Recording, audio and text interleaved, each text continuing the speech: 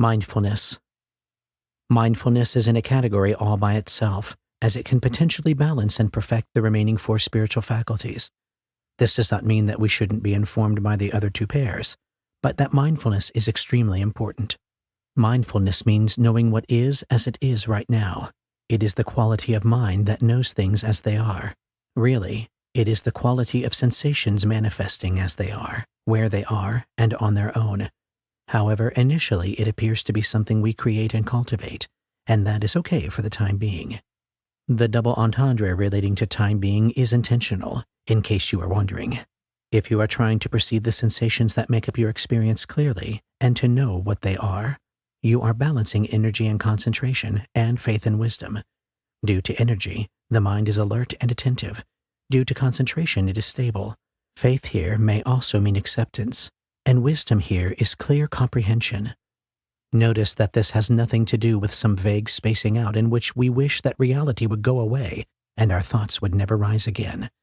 I don't know where people get the notion that vague and escapist aversion to experience and thought are related to insight practice, but it seems to be a common one. Mindfulness means being very clear about our human, mammalian reality as it is. It is about being here, now.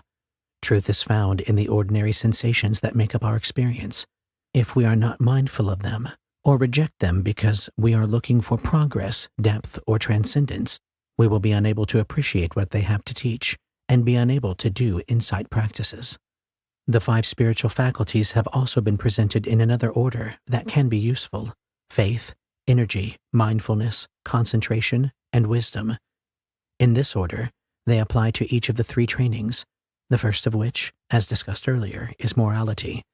We have faith that training in morality is a good idea and that we can do it, so we exert energy to live up to a standard of clear and skillful living.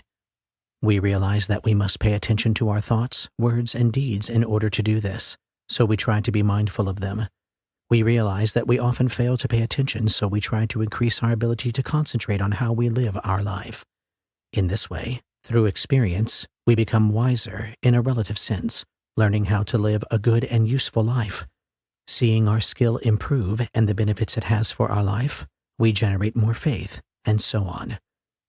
With respect to training in concentration, we may have faith that we might be able to attain high states of consciousness, so we sit down on a cushion and energetically try to stabilize our attention and tune in to skillful qualities. We realize that we cannot stabilize our attention without mindfulness of our object and of the qualities of the state we wish to attain. We develop strong concentration by consistently stabilizing our attention. We attain high states of concentration and thus gain a direct understanding of how to navigate in that territory and the meaning and purpose of doing so. Our success creates more faith, and so we apply energy to further develop our concentration abilities. With the faith born of the experience yielded by strong concentration, we begin to think it might be possible to awaken, so we energetically explore all the sensations that make up our world.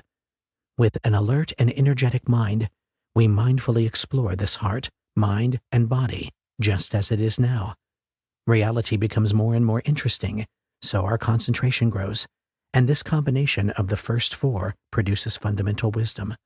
Wisdom leads to more faith, and the cycle goes around again. The teaching of the 5 spiritual faculties has also been explored at great length in many books, and there is really a lot of depth and nuance to it.